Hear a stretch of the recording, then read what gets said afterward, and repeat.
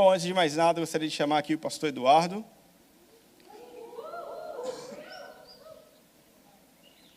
O famoso Papito. Bom, ele é o pai do Dudu Júnior. Ele é o Dudu pai. Não, mas ele é uma pessoa que a gente tem aprendido a amar e admirar. Ele estava ministrando aqui com a gente na quarta-feira e foi incrível, todos os missionários chorando no final. Então, e ele simplesmente contando testemunhos, desafiando a gente a andar na fé, a viver pela fé, não desistir. Então, assim, eu quero honrar, né, aquilo que você carrega, a sua história, o seu legado, reconhecer aquilo que de Deus tem na sua vida e dizer da alegria que a gente tem de receber você aqui mais uma vez. Fica à vontade, a casa é sua. Deus te abençoe. Amém, pastor Vitor. Eu que me sinto feliz, me sinto para lá de abençoado em estar aqui com vocês. Interessante, quando eu chego aqui tem alguma coisa diferente, tá? Amém. E tem mesmo. Eu chego aqui, além de me sentir em casa, eu sinto realmente a presença do Senhor. Deus tem abençoado as pessoas nesse lugar de uma forma tremenda. E para mim é uma honra poder participar aqui com vocês.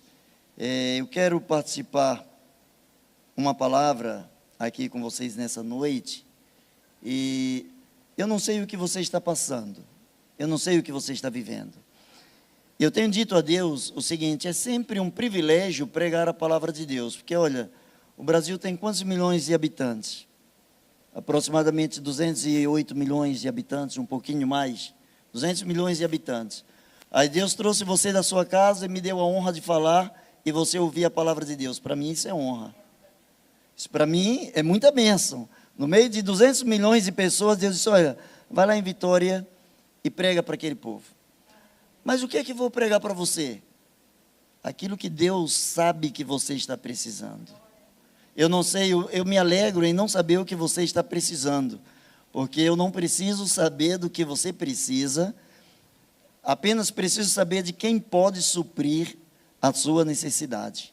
Então eu gostaria de começar da seguinte maneira: baixe a sua cabeça e desafie a sua fé nessa noite e diga assim: Senhor, eu não vim aqui por acaso,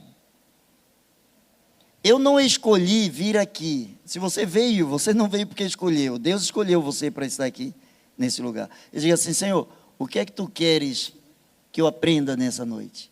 Onde tu queres mexer na minha vida, o que tu queres desafiar na minha vida nesta noite? Eu quero que você se comprometa com Deus em dizer: Senhor, o que tu quiseres para mim, isso eu quero. Basta que você diga isso para Ele: o que tu quiseres para mim, isso eu quero. E aí você vai ver o que é que Deus é capaz de fazer na vida e no coração de alguém que se abre inteiramente para Ele. Amado Deus, muito obrigado por esse privilégio. Obrigado, Senhor, porque tu tens escolhido homens e mulheres comprometidos com a tua palavra, e essas pessoas estão aqui. Nós te louvamos pela vida do pastor Vitor, ó Deus, pela liderança aqui da base. Nós te louvamos, ó Deus, por cada pessoa quem tens elegido para continuar, ó Deus, levando a tua obra nessa localidade. Mas nós te louvamos pela vida de cada um que tem frequentado aqui para aprender um pouco mais de ti. Ó Deus, toda glória, toda honra, todo louvor sejam dados a ti. Por isso nós louvamos o teu nome, e na certeza de que contigo nós podemos contar, já te agradecemos no nome de Jesus. Amém. Eu quero que você deixe a sua Bíblia aberta em 2 textos. Eu não vou ler o texto todo, porque o texto é um tanto quanto comprido. O primeiro é em 1 Samuel, capítulo 4. 1 Samuel, capítulo de número 4. E o segundo, eu quero que você vá lá para 1 Crônicas, capítulo de número 13.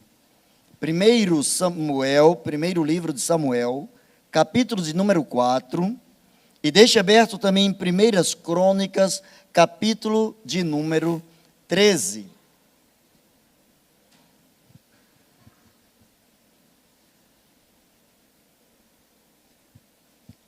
Pastor Vitor, eu preciso de 2 coisas. Eu preciso saber até que horas eu tenho, e eu preciso de um relógio aqui, que eu deixei o meu celular lá dentro. Ah, está ali, claro. Aqui o negócio, você pensa, Deus já mandou. Um anjo chegou ali e colocou, porque eu cheguei e não tinha aquele relógio. Eu nem vi aquele relógio. O anjo deve ter colocado agora. Obrigado. Que horas termina aqui? Ótimo. Então veja bem, 1 Samuel, capítulo 4, eu quero ler os versículos 1 e 2, 21, 22. 1 e 2, 21, 22. Eu quero crer que você já encontrou, amém?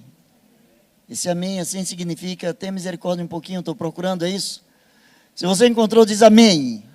Isso, só para eu me situar, se você não encontrou, diz assim, misericórdia. Eu serei misericordioso, vou esperar. Agora, se você continuar procurando crônicas aí em Mateus, não vai achar nunca, né?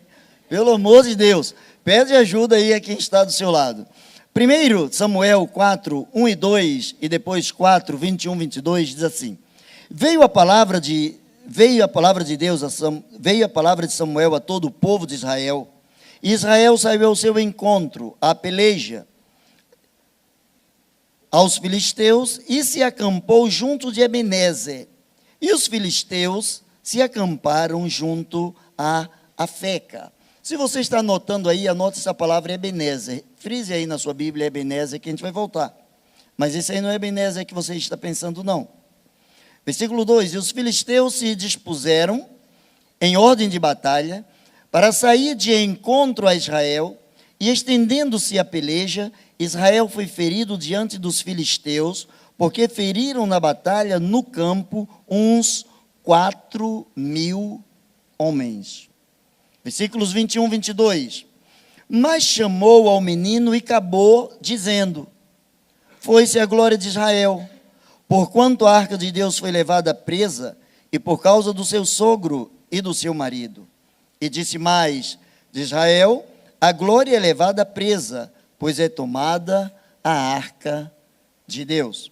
O outro texto que eu pedi que você lesse, abrisse, 1 Crônicas 13, a partir do versículo 4. 1 Crônicas 13, a partir do versículo de número 4.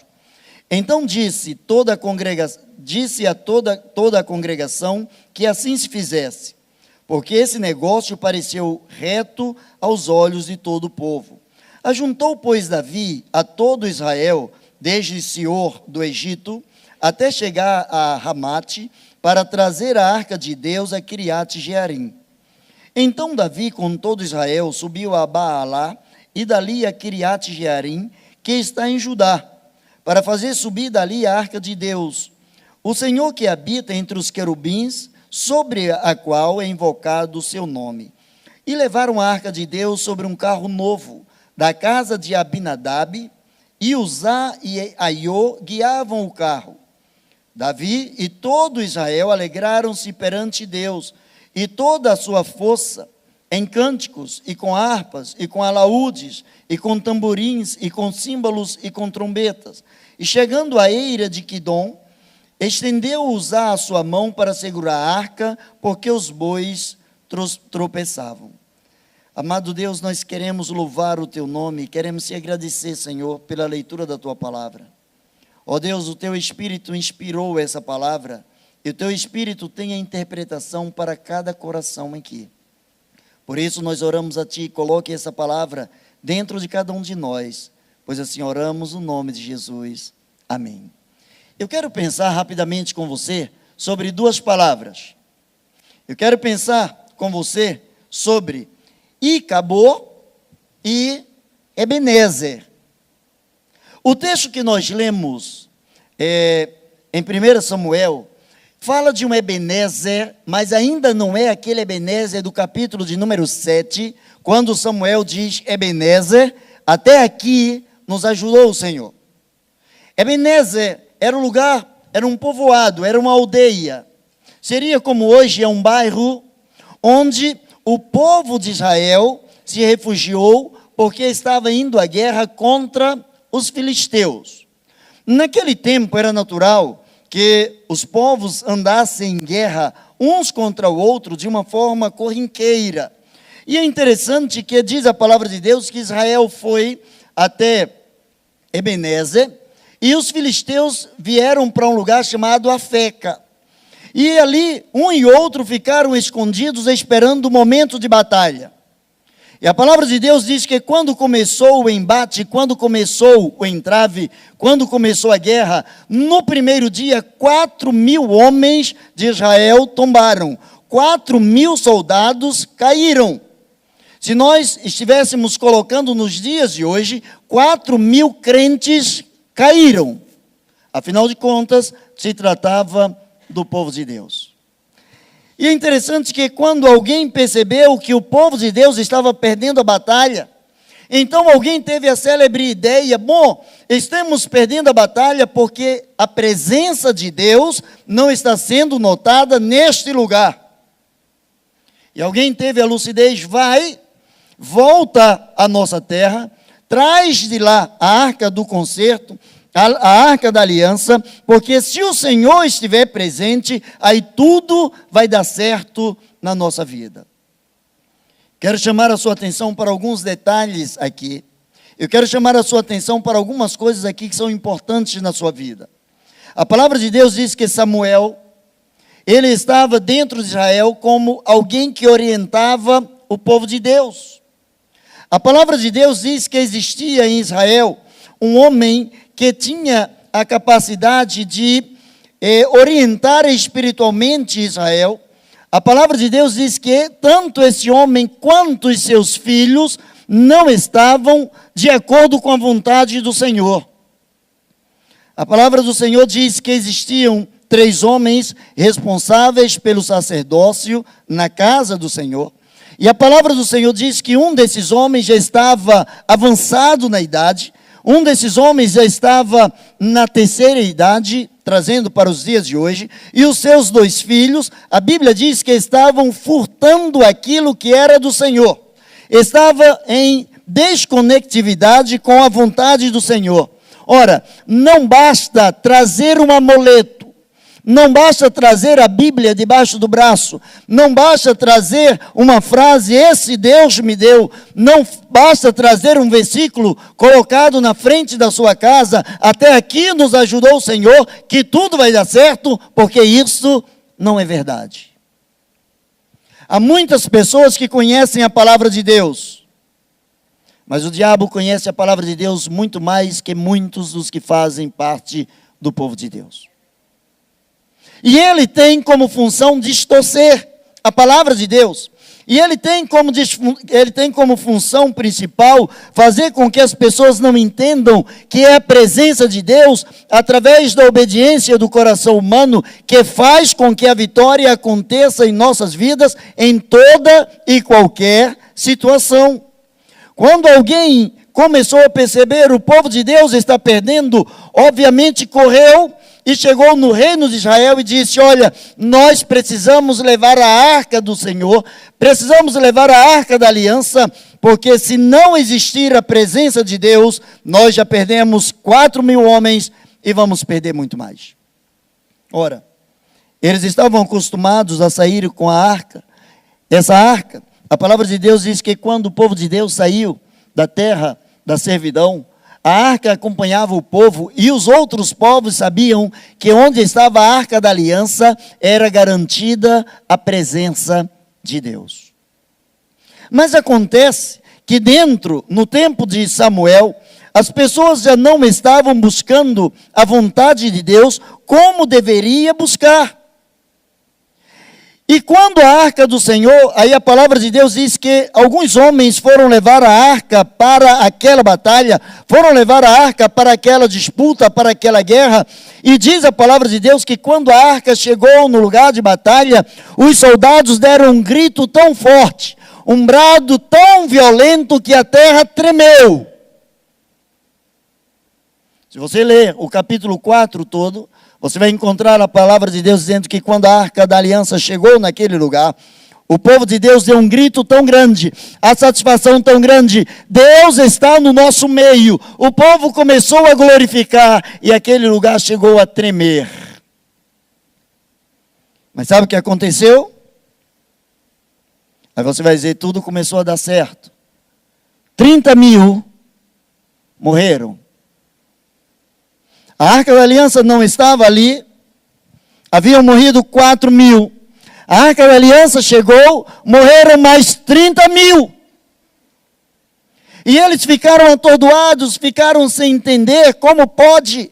A Arca da Aliança é a presença de Deus, e o pior de tudo, agora Ofni e Finéias, eles foram assassinados, eles foram mortos naquela batalha, e agora diz a palavra de Deus que a Arca do Senhor também foi tomada.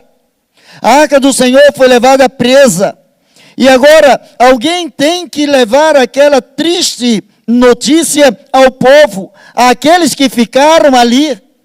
Mas o sacerdote Eli, diz a palavra de Deus, estava sentado em uma cadeira. Ora, onde é o lugar do sacerdote, se não intercedendo pelo povo diante de Deus?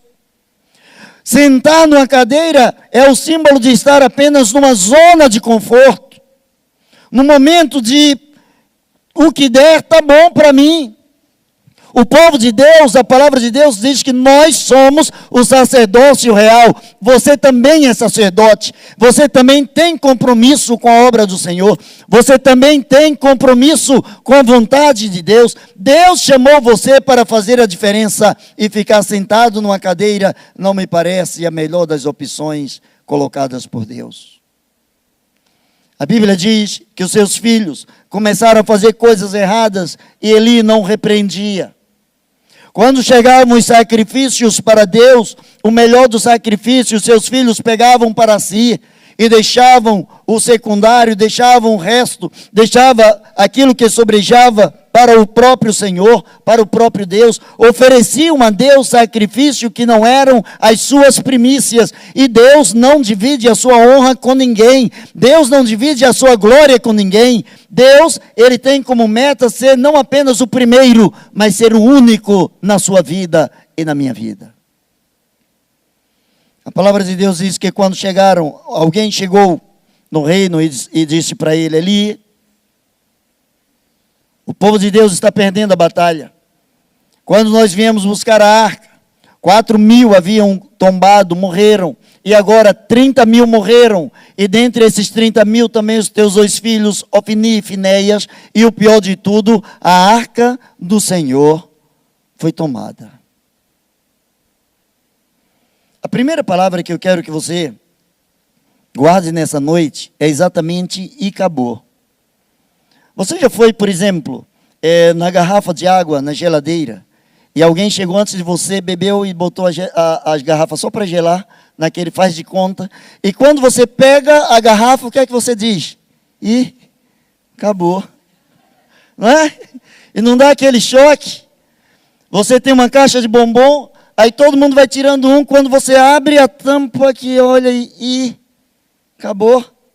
É essa a impressão que a mulher de Finéias teve quando ela ouviu a arca do Senhor foi levada. Ela disse: "Ih, acabou". Sabe o que isso significava? Ela estava dizendo: a glória de Deus se foi.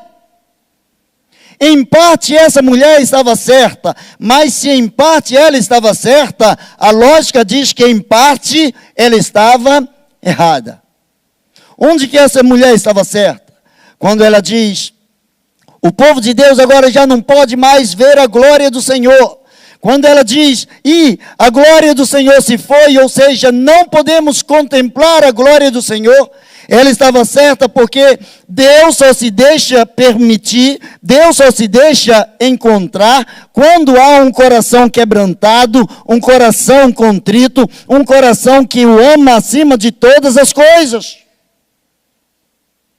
Quando Deus encontra um coração que há um paralelo dentro dele, entre Deus e qualquer um outro ser, Deus não manifesta a sua glória. Quando ela disse: "E acabou, a glória do Senhor se foi", ela estava errada, porque a glória do Senhor nunca se vai da vida daquele que serve a Deus. Nós podemos até sair de debaixo da égide, podemos sair de debaixo da proteção de Deus, devido às nossas culpas, devido às nossas opções, devido aos nossos pecados, mas a glória do Senhor nunca se vai. Você pode se decepcionar com qualquer pessoa na igreja, com qualquer pessoa na sua família, com qualquer pessoa dentro do cristianismo. Isso não quer dizer que Deus falhou com você. A glória do Senhor nunca se vai. Quando a palavra de Deus diz que quando aquela mulher ouviu que ela já não tinha marido, ela já não tinha mais o cunhado, ela já não tinha mais agora o seu sogro, e ela começou a ouvir que a arca da aliança fora levada, é como se dissesse, Deus foi levado com um povo pagão, nós não temos mais a proteção de Deus. E aquela mulher, diz a palavra de Deus, ela começou a sentir contrações e ela deu à luz um filho. E embora as pessoas animassem, olha, você tem um herdeiro, você não pode, você não deve desfalecer, você está tendo um homem. É como se ela pensasse que adianta ter um filho sem pai, que adianta ter um filho sem avô, mas acima de tudo, que adianta ter um filho se Deus não estiver protegendo esse filho. E a Bíblia diz que essa mulher morreu. Quando chegamos no capítulo de número 7 de Samuel, nós vamos encontrar a outra palavra, Ebenezer, mas não mais agora como um lugar, mas agora como uma manifestação do poder de Deus. A palavra de Deus diz em 1 Samuel 7:12, então tomou Samuel uma pedra e a pôs entre Mispa e Sem, e chamou seu nome Ebenezer, e disse, até aqui nos ajudou o Senhor. Ora, você não precisa ser um bom cronologista. Se está narrado no capítulo 4 que o povo de Deus perdeu 34 mil, e no capítulo 7, agora chega Samuel dizendo, até aqui nos ajudou o Senhor, significa que Deus começou a mudar a sorte do seu povo. Deus começou a mudar a sorte daqueles que não desistiram de Deus. Deus começou a mostrar a sua mão poderosa sobre a vida daqueles que permaneceram firmes na fé, daqueles que não abriram mão de confiar no Senhor. E diz a palavra de Deus agora através de Samuel, a palavra Ebenezer significa pedra de ajuda, pedra de suporte. E ele diz, até aqui nos ajudou o Senhor, perdemos uma batalha, perdemos 34 mil homens, a arca da aliança foi levada, mas até aqui o Senhor nos tem sustentado. Possivelmente há várias facetas em nossas vidas, em que as coisas não andam como nós programamos. Você programa uma determinada coisa, acontece uma outra. Programa uma outra e vem uma terceira coisa. Pensa numa determinada coisa e vem uma outra. E às vezes nós começamos a questionar Deus e a primeira coisa que nos vem à cabeça é, eu estou em pecado porque tudo está dando errado na minha vida. Nem sempre. A Bíblia diz que Jó era um homem reto diante de Deus. E as coisas começaram a acontecer tudo ao contrário do que Jó programou. Jó oferecia diante de Deus sacrifício até pelos pecados dos seus filhos, e ele não conhecia os pecados dos seus filhos. E a Bíblia diz que começaram a chegar aquelas notícias, olha, eu estava lavrando e de repente veio fogo do céu, queimou tudo. Olha, eu estava no campo e vieram os ladrões salteadores, mataram todos, e todos diziam, só eu sobrei, só eu voltei para dar a notícia. Ora, quem gostaria de receber essa notícia? Ninguém gosta de receber notícia ruim. Ninguém gosta de receber notícia de desânimo. E a Bíblia não diz que Jó estava em pecado. Ao contrário, a palavra de Deus diz que em tudo isso, Jó não pecou. Não houve e acabou na vida dele. A glória de Deus não foi levada, não foi passada da vida dele. Mas eu quero, no outro texto, a Bíblia diz que durante 40 anos, veja bem, essa arca, quando ela foi levada, ela ficou aprisionada. E quando ela chegou no meio dos filisteus, os mesmos filisteus, que anos depois, Deus, para mostrar a sua glória e mostrar a Israel que a glória de Deus nunca se vai, Deus permitiu primeiro que 34 mil homens caíssem. Depois Deus pegou um menininho, que nem o pai acreditava nele, e disse, agora é hora de mostrar para os filisteus quem é o Deus de Israel. Deus não precisa de multidões. Ele precisa de corações quebrantados, sinceros. Para Deus, a glória dele nunca se vai. Essa arca fora levada, e a Bíblia diz que quando chegou no meio dos filisteus, a presença de Deus, diante de pessoas que são indignas, que são impuras, que não são comprometidas com a palavra de Deus, a presença de Deus se torna em maldição para essas vidas. Porque onde Deus não é adorado, Deus não se deixa escarnecer. Onde Deus não é cultuado, Deus não se deixa escarnecer. E a Bíblia diz que em toda a nação, 5 reis, existia um pacto entre 5 povos, 5 reis, e sabe o que aconteceu com esses 5 reis e com todo o seu povo? A Bíblia diz que começou a sair tumores. E todos eles tiveram tumores. E é uma versão que diz que esses tumores se transformaram em hemorroidas. Você imagina uma nação inteira cheia de hemorroidas. E os reis disseram: o que é que nós vamos fazer? E disseram: olha, devolve essa arca. Nós não sabemos lidar com esse Deus. Esse Deus está acima do nosso entendimento. Esse é o mesmo Deus que tirou o povo de lá de dentro do Egito. Esse é o mesmo Deus que tem dado vitória a esse povo. O que é que essa arca está fazendo aqui? E eles disseram: mas como nós vamos levar essa arca? A arca deveria ser carregada por sacerdotes, homens comprometidos com Deus, homens escolhidos por Deus, homens preparados por Deus para um serviço específico. E sabe o que eles fizeram? Peguem 2 vacas que nunca receberam nenhum tipo de carroça, nenhum tipo de carro. Amarrem essas 2 vacas, coloquem em cima de um carro novo e mande essas 2 vacas. Se elas forem na direção do povo de Israel, é porque Deus está conduzindo a arca para o povo dele. Ora, alguém teve a célebre ideia de que na batalha precisava levar a arca. Levar a arca sem obediência é derrota na certa.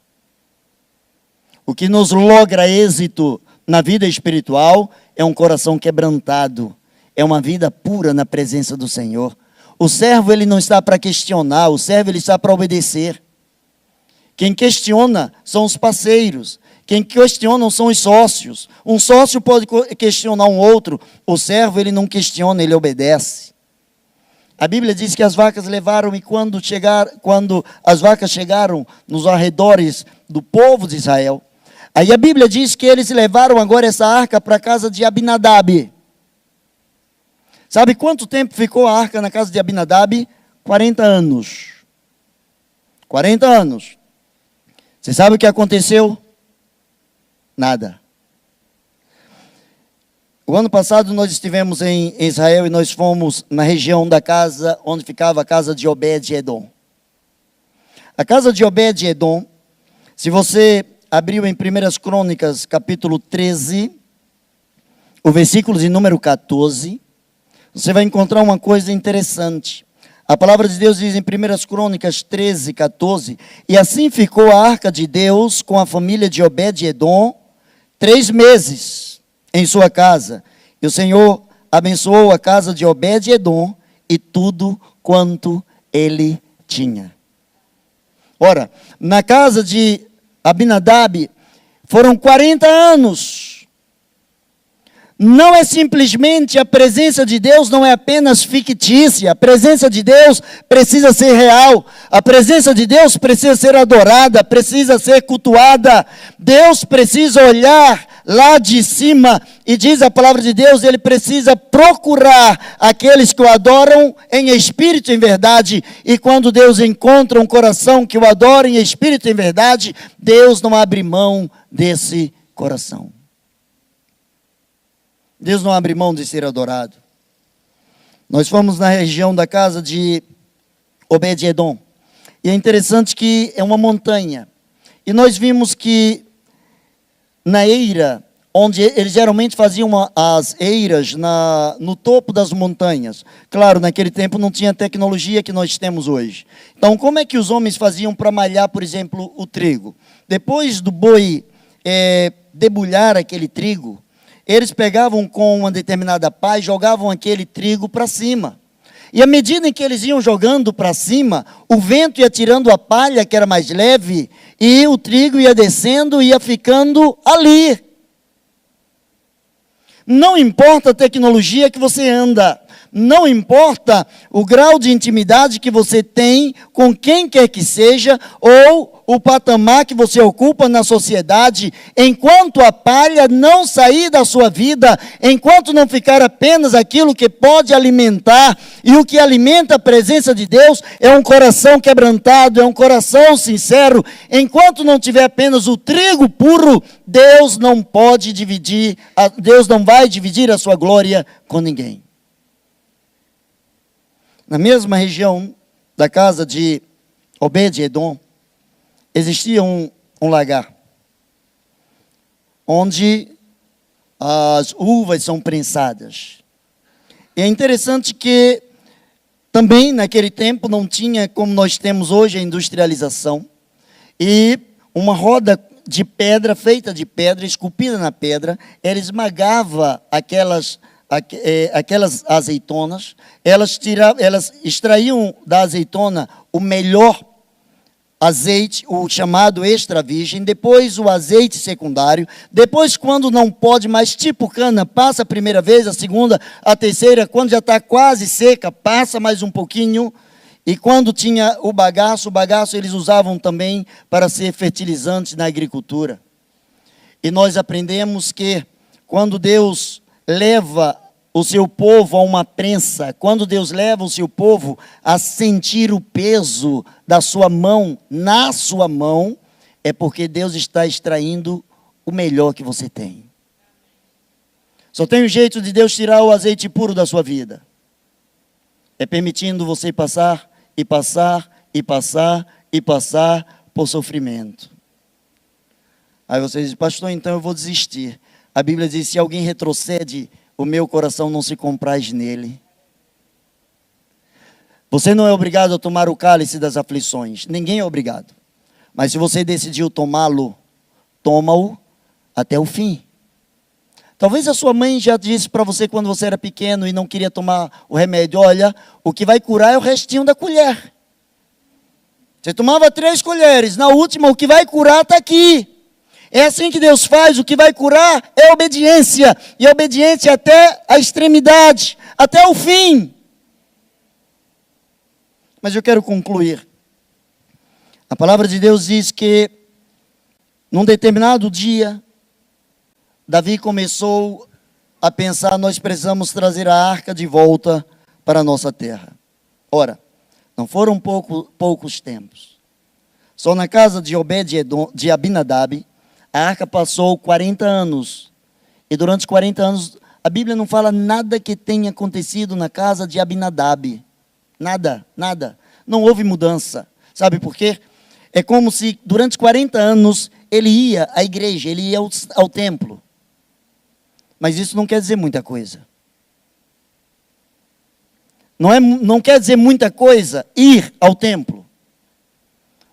A diferença está em quem você vai encontrar no templo. E o que você vai oferecer a essa pessoa que está no templo. Não esquecendo que Deus não habita em templos feitos por mãos humanas, mas que você é templo de adoração do Senhor. Que Ele habita dentro de você. A palavra do Senhor diz que ficou a arca na casa de Obed-Edom durante 3 meses. E o Senhor abençoou a casa de Obed-Edom e tudo quanto ele tinha. O texto diz, se você depois procurar esse capítulo 13 e ler na sua íntegra, você vai ver que 2 homens estavam levando. Davi chegou e disse, olha, eu preciso que a arca volte, venha para Jerusalém. E eles pegaram e disseram, mas como nós vamos levar? Existia algumas considerações que não poderiam ser descartadas. Deus não abre mão dos seus princípios. Deus não abre mão dos seus princípios. Mesmo que diante dele esteja Jesus, ele não abre mão dos seus princípios. O princípio que Deus criou, ele diz que o salário do pecado é a morte. E mesmo quando ele viu o seu filho representando o pecado, ele não abriu mão de punir o pecado. Deus não abre mão dos seus princípios. Não tem jeito, não tem jeitinho brasileiro. Deus é Deus. E se você é servo, apenas servo. E glorifique a Deus, porque dentre tantos, Deus chamou você para ser servo. Mas para concluir, a palavra do Senhor diz: a arca ficou 3 meses e Deus mudou a vida de Obed-Edom. A Bíblia não entra em detalhes, mas eu fico imaginando, de repente, imagina um púlpito na sua casa. Alguém pegou o púlpito aqui da base e colocou na sua casa. E cada vez que você olha para o púlpito, você lembra da base. Eu imagino Obed-Edom passando, ele reverenciando a arca do concerto. Eu imagino ele tirando o pó de cima, porque no princípio que Deus estabeleceu, não era qualquer pessoa que podia pegar na arca.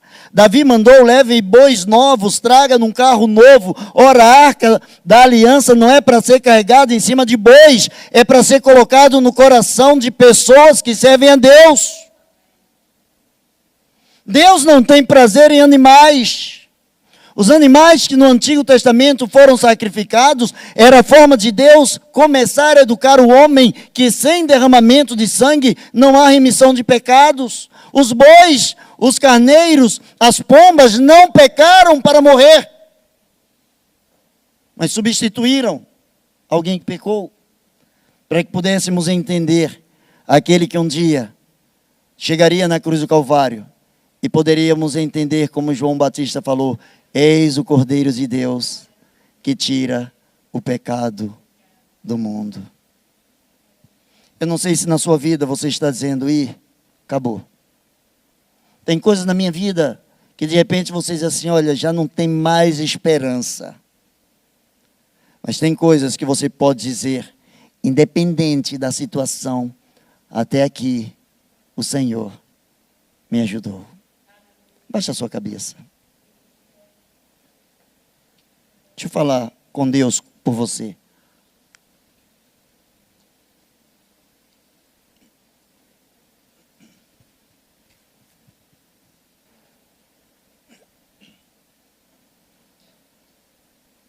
Eu não sei quais são os seus sofrimentos, não sei quais são suas limitações, não sei quais são os seus sonhos. Mas acredite, se você é capaz de sonhar essas coisas, Deus ainda te quer ver em sonhos maiores, em realizações maiores. Mas só tem uma forma de Deus te colocar em patamares mais elevados: se você for aprovado nos patamares em que você está. Se você pegar uma criança e colocar numa universidade, ela não sabe nem ler, nem escrever. Mas ano a ano ela vai se graduando, até ela se tornar uma doutora. Deus tem feito isso com você. A glória do Senhor nunca se vai da vida daquele que teme ao Senhor. E eu quero orar por você. Talvez tenhamos pessoas aqui que nessa noite entraram movidas por uma dor, por um problema, por uma situação que você diz: Senhor, já não sei mais o que fazer. Você acredita no poder da oração? Se você acredita no poder da oração e quer que essa situação seja transformada em bênção, aí onde você está, fique em pé que eu quero orar por você no nome de Jesus. Deus abençoe, Deus abençoe, Deus abençoe. Independente da situação. Você quer dizer: Senhor, nada de acabou na minha vida, a glória do Senhor não se foi da minha vida. Eu estou passando uma etapa que eu não estou entendendo, mas até agora o Senhor tem me sustentado. Deus abençoe cada um que está em pé. Diga a Deus por que você está em pé. É uma manifestação da sua fé. Diga a Deus o que é que você precisa. Deixe Deus ser Deus na sua vida. Deixe Deus dizer a você: filho, não acabou, filha, não acabou. Deixa Deus dizer para você: olha, todas as coisas são possíveis. Eu tenho visto tudo o que tem acontecido a você. O sofrimento não é o final, é apenas um interlúdio para eu mostrar a você que eu estou lembrado de você. Deus não te coloca numa prova onde Ele vai te reprovar. Ele só te coloca numa prova onde por antecipação Ele já pôde te aprovar, porque você foi lavado no sangue do Filho dele. Você tem a imagem e semelhança do Senhor, através do Espírito que habita na sua vida. Eu quero orar por você. Diga a Deus qual é o seu problema, qual é a sua situação, e deixe Deus falar ao seu coração. Amado Deus e eterno Pai, Senhor, na grandeza do teu amor, cada pessoa que está aqui, cada servo teu, Senhor, na grandeza da tua sabedoria, Senhor, tu que sabes o que se passa na mente e no coração dos teus filhos, para a honra e glória do teu santo nome, toma cada pessoa que está em pé em tuas mãos. Ó Deus, nós sabemos que nada acabou ainda na vida deles, Pai, mas que tudo isso é apenas um prenúncio para a glorificação do teu nome. Eles são, ó Deus, como que outdoor da tua palavra. Eles são, ó Deus, demonstradores do teu poder. São teus filhos, Pai, e nós nos alegramos por sabermos que tu podes usar os teus filhos para a honra e glória do teu santo nome. Recebe o nosso louvor, recebe a nossa gratidão, Senhor. Aqueles que estão vivendo por momentos, ó Deus, de desânimo, por momentos, ó Deus, de não compreenderem aquilo pelo que estão passando, Senhor, na autoridade do nome de Jesus, derrama sobre eles a bênção da tua sabedoria. Extrai dos teus filhos aquilo que tem de melhor, pois nós louvamos o teu nome, em nome de Jesus. Amém e amém.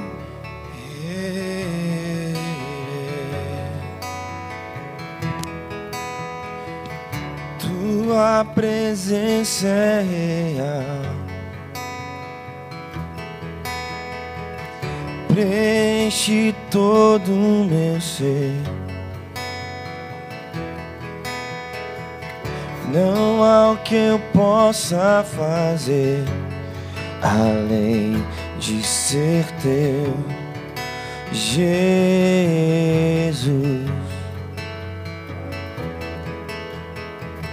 Teus braços é meu lugar. Eu só me encontro em ti. O meu prazer é ser teu. Só quero ser teu, Jesus.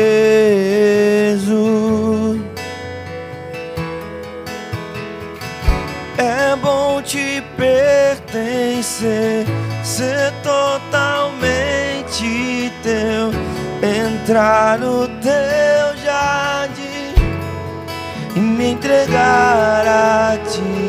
É bom te pertencer, ser totalmente teu, entrar no teu jardim e me entregar a ti.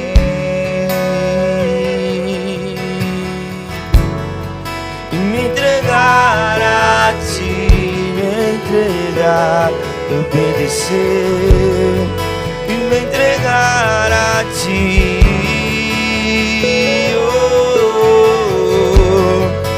Te obedecer.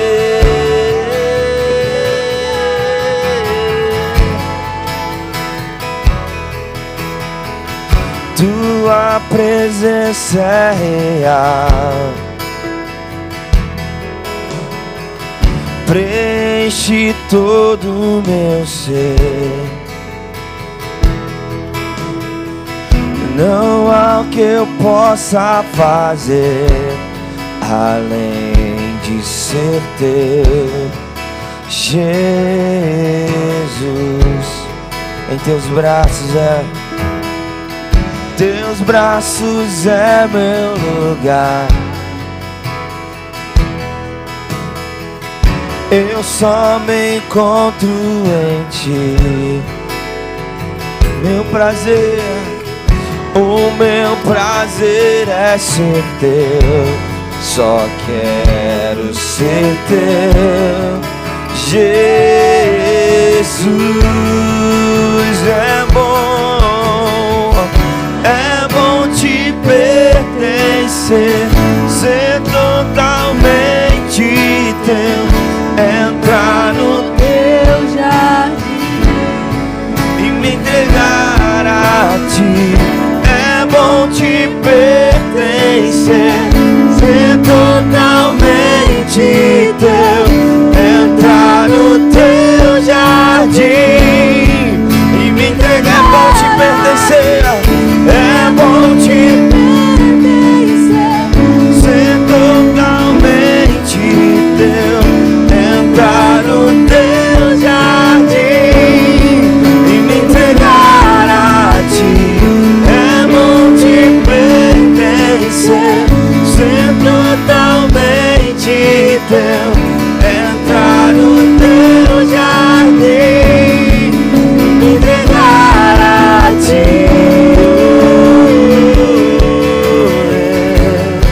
E me entregar a ti, te obedecer.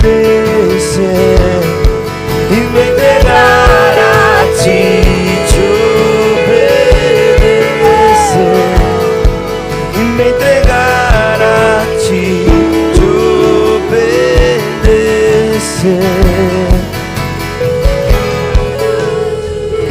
É bom te pertencer, ser totalmente teu, entrar no teu jardim e me entregar a ti. É bom te pertencer, ser totalmente teu, entrar no teu jardim e me entregar a ti. Gostaria de aproveitar esse momento na presença de Deus e te convidar a juntar com a pessoa do seu lado. E nós vamos orar uns pelos outros para que a glória de Deus, a presença manifesta dEle, se manifeste nas situações ou circunstâncias que nós precisamos da intervenção dEle nessa semana, nas nossas vidas, nas nossas famílias.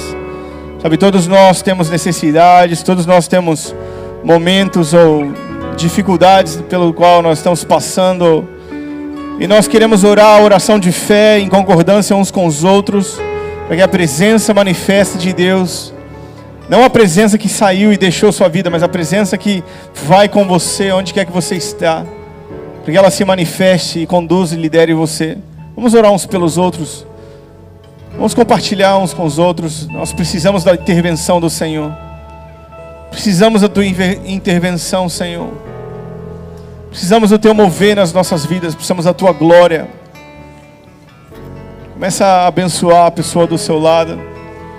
Pai, eu oro para que a glória de Deus se manifeste na vida dos meus irmãos, para que os sinais da tua presença sejam manifestos, Pai. Pai, a ministração dos anjos, a atividade sobrenatural dos anjos, a atividade sobrenatural do teu Espírito. Eu oro por dons, maravilhas, sinais acompanhando cada um de nós. Eu oro por cura agora, em nome de Jesus, em cada enfermidade. Em nome de Jesus, Senhor, manifesta a tua glória na nossa vida, manifesta a tua presença nos nossos corações. Espírito Santo, vem e enche as nossas vidas, vem e enche esse lugar, vem e enche os nossos corações agora. Espírito Santo, enche as nossas vidas da tua glória, da tua presença. Surra papacia tatashia tatatata. Surra la papapashia narala tatatashia papapa. Mais a presença de Deus. Urra la fasaia tatatashia tatata. Mais a presença de Deus. Surra da papapashia tatatashia. Mais a tua presença, mais a tua presença. Senhor, libera a atividade sobrenatural, libera a atividade angelical. Aumenta a tua presença, aumenta, Senhor, a tua ação nos nossos corações. Agora, Espírito Santo, mais de ti, mais de Deus, mais da tua presença, mais da tua vida, mais do teu fogo, mais do teu amor, mais da tua graça, mais da tua misericórdia. Espírito Santo, aumenta em nós a tua presença. Oh, Espírito Santo,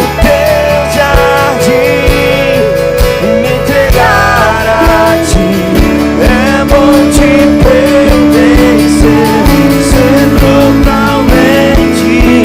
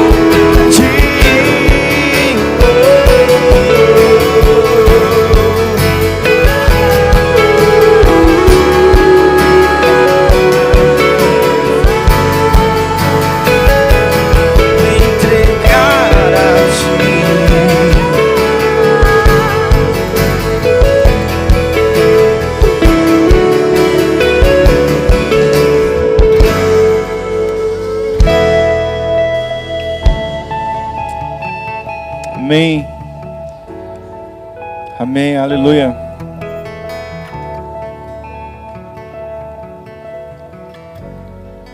Amém. Amém. Dá um beijão nessa pessoa do seu lado aí. Fala que legal estar na presença de Deus com você. Que bom a gente poder ter esse tempo juntos aqui.